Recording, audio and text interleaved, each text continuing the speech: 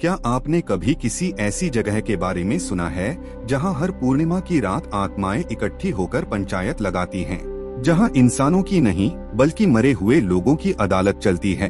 एक ऐसा गांव जहां सूरज ढलते ही जिंदगी थम जाती है और हर आवाज डर में बदल जाती है। ये कहानी है देवगाम की, एक ऐसे श्रापित गांव की जिसे सरकार के नक्शे से मिटा दिया गया है, लेकिन आत्माओं की सूची में आज भी जिंदा है। सवाल ये है कि अगर आत्माएं इंसाफ करें तो क्या उनका फैसला टाला जा सकता है, और अगर आप वहां पहुंच गए तो क्या आप बचे रहेंगे। ये कहानी है झारखंड के एक छोटे से गांव देवगाम की। यह गांव पहाड़ों और जंगलों से घिरा हुआ था, जिस गांव में 100 साल पहले हजारों लोग बसते थे। आज ये गांव पूरी तरह वीरान है। सब कुछ सामान्य था, लेकिन एक रहस्य ऐसा था जो इस गांव को बाकी दुनिया से अलग करता था। वो ये कि यहाँ आत्माओं की पंचायत लगती थी। हर पूर्णिमा की रात गांव का सबसे पुराना मंदिर अपने खुलता था, और कहते हैं कि उस रात वहाँ आत्माएं इकट्ठी होती थीं निर्णय लेने के लिए। देवगाम के बुजुर्ग कहते थे कि जो व्यक्ति अन्याय का शिकार होता था, अगर वो मर भी जाए तो उसकी आत्मा यहाँ न्याय मांगने आती है। और फिर आत्माओं की पंचायत बैठती थी, जहाँ मृत आत्माएं फैसला करती थीं कि दोषी को क्या सजा दी जाए। कई बार उन फैसलों का असर अगली सुबह दिखता था। कोई बुरी आत्मा जली हुई मिलती या किसी जिंदा इंसान की लाश बिना निशान के गांव के बीच पड़ी होती। लेकिन इन बातों पर सिर्फ वही यकीन करता था जिसने इन घटनाओं को अपनी आंखों से देखा हो। धीरे धीरे डर बढ़ता गया और गांव खाली होने लगा। आखिरकार एक हादसे ने सब कुछ बदल दिया। साल था 1962। गांव के सबसे ताकतवर और क्रूर जमींदार विजय सिंह ने आत्माओं की पंचायत का मजाक उड़ाया और रात को मंदिर में जाकर उसका दरवाजा बंद करने की कोशिश की। कहते हैं उस रात मंदिर से ऐसी चीखें आईं, जिन्हें सुनकर पूरा गांव कांप गया। अगली सुबह मंदिर के सामने विजय सिंह की जली हुई लाश मिली। उसकी आंखें खुली थीं, लेकिन शरीर भस्म हो चुका था। उसके बाद मंदिर को ताले में बंद कर दिया गया। गांव वालों ने गांव छोड़ दिया और धीरे धीरे देवगाम एक भूतों का गांव बन गया। कोई उस रास्ते से नहीं गुजरता था। लेकिन फिर शुरू हुआ एक नया दौर यूट्यूबर्स और एक्सप्लोरर्स का। सोनिया नाम की लड़की, जो अपने दोस्त मनोज के साथ डरावनी जगहों पर वीडियो बनाकर यूट्यूब पर डालती थी। सोनिया ने एक दिन देवगाम की कहानी सुनी और उसने तय किया अब की बार वह भूतों की पंचायत को कैमरे में कैद करेगी।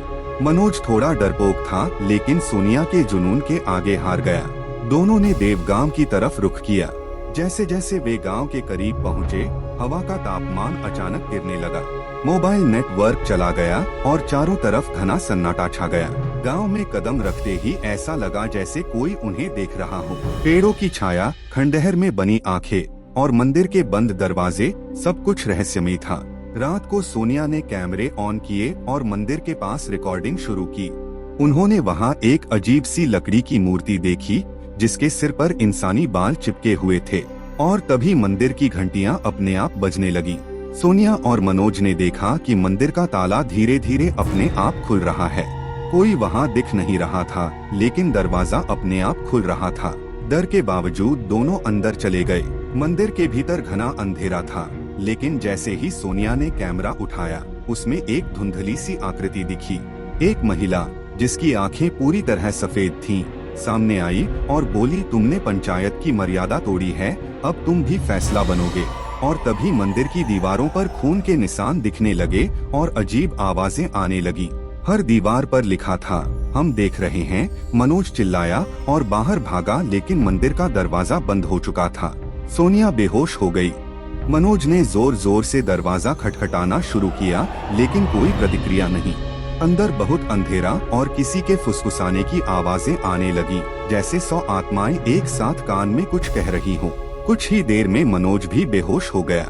सुबह के 4 बजे मंदिर अपने आप खुल गया। पास के गांव के एक चरवाहे ने देखा कि मंदिर के सामने 2 लोग लेटे हुए हैं। उसने पुलिस को खबर दी। सोनिया होश में थी, लेकिन मनोज बोल नहीं पा रहा था। उसकी आंखें लाल थीं और चेहरा सफेद। डॉक्टरों ने कहा ये व्यक्ति किसी डरने के सदमे में है, शायद सदमे से इसकी आवाज चली गई है। सोनिया ने सारी कहानी सुनाई, लेकिन कोई विश्वास नहीं कर रहा था। कैमरे की रिकॉर्डिंग पूरी तरह ब्लैंक थी।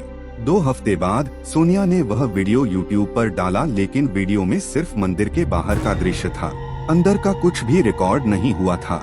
लेकिन वीडियो के आखिरी सीन में अचानक कुछ सेकंड के लिए एक चेहरा दिखा, सफेद आंखों वाला चेहरा जो धीरे से मुस्कुरा रहा था। उस दिन के बाद सोनिया कभी ऑनलाइन नहीं आई। मनोज आज भी एक मानसिक संस्थान में है।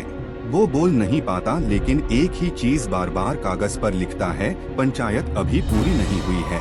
और अब हर पूर्णिमा को मंदिर की घंटियां अपने आप बजती हैं, जैसे कोई वहां फैसले ले रहा हो, अगले शिकार की तलाश में। अगर कभी आप झारखंड जाएं और कोई आपको देवगाम जाने की कहे तो वहां जाने की सोचना भी मत। आज भी हर पूर्णिमा की रात देवगाम का मंदिर खुद ब खुद खुलता है और कोई न कोई अनजाना चेहरा पंचायत का हिस्सा बनता है। लेकिन सबसे बड़ा सवाल अब भी वही है, क्या आत्माओं की ये पंचायत अब भी चल रही है? क्या अगला फैसला किसी जिंदा इंसान के बारे में होगा? क्या आप देवगाम जाने की हिम्मत करेंगे? अगर वीडियो पसंद आया हो तो वीडियो को लाइक, शेयर और सब्सक्राइब जरूर करें। धन्यवाद।